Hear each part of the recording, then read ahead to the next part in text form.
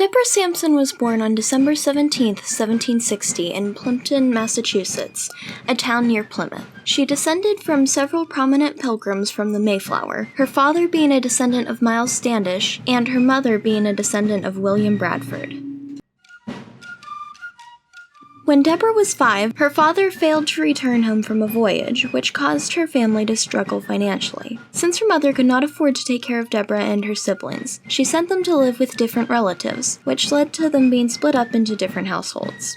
5 years later, at age 10, Deborah's relatives could no longer afford her, so they bound her out as an indentured servant to Jeremiah and Susanna Thomas. Mr. Thomas was a patriot, which helped to shape Sampson's political views while growing up.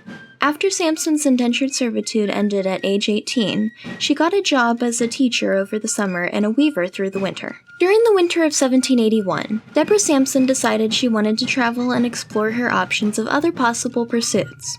Since being a woman limited these options, she disguised herself as a man and went to a fortune teller for advice. She expected this fortune teller to help her to overcome her seemingly impractical wishes, but the opposite ended up happening. He told her that he could see that she wanted to pursue uncommon enterprises and insisted to know why she held off from pursuing them. Then, he told her that if she pursued these things, she would be successful.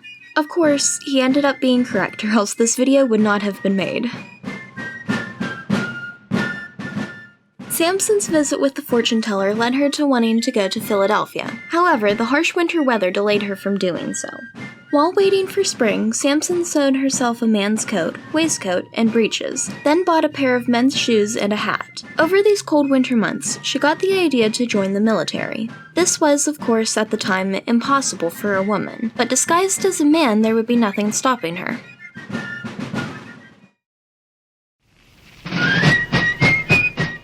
In 1782, Sampson disguised herself as a man and joined the 4th Massachusetts Regiment, which marched from Worcester, Massachusetts to West Point. There, she was assigned to Captain George Webb's company of light infantry, the most active troops in the Hudson Valley between 1782 and 1783. In June of 1782, Sampson and 2 sergeants led about 30 infantrymen on an expedition that ended in a confrontation with Tories. In fact, Sampson was able to lead a raid on a Tory home that succeeded in capturing 15 men.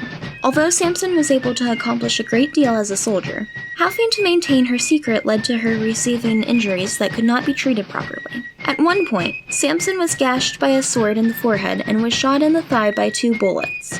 She was able to receive proper treatment for her forehead injury, but she had to remove one of the bullets herself with a penknife and a sewing needle to avoid revealing her gender. She was unable to remove the second bullet, so it remained in her thigh. 4 months later, she was shot again in the shoulder. She also left this bullet in because she couldn't remove it herself.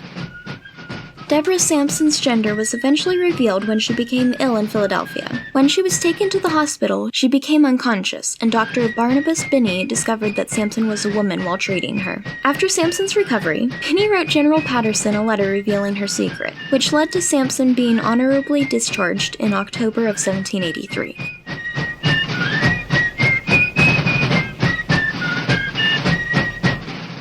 Sampson returned to Massachusetts on April 7, 1785, where she eventually got married and started a family. Much more could and should be said about the heroic patriot Deborah Sampson, but doing so would put us over our 5-minute limitation. So I must end Sampson's story here and encourage you to learn more about her through other means.